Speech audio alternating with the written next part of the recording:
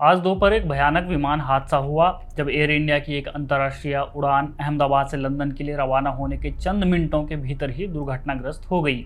दोपहर लगभग 1:38 पर टेक ऑफ के तुरंत बाद विमान ने मेडे कॉल जारी किया। मेडे कॉल विमान या समुद्री जहाज द्वारा भेजा जाने वाला अत्यंत आपातकालीन संदेश होता है।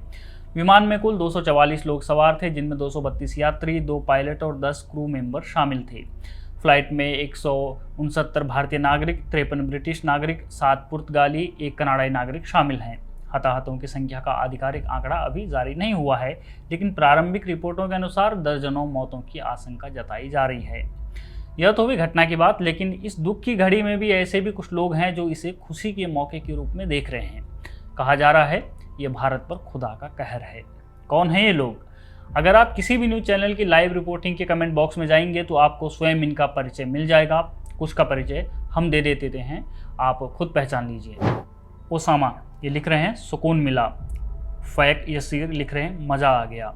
सोहेल खान लिख रहा है 24 Pakistani jet down and 9 airbase gone, this the power for India, we only lost 1 jet. Ayesha Siddiqui Indian pilot ha ha हा।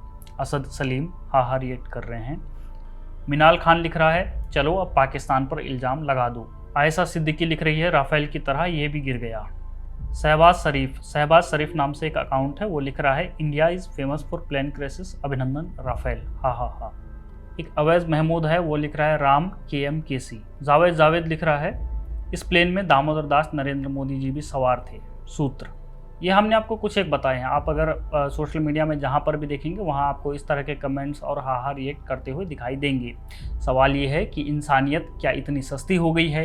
क्या धर्म, सियासत और नफ़रत अब इतनी बड़ी हो गई है कि हम जलते हुए इंसानों में भी दुश्मन ढूंढने लगे हैं?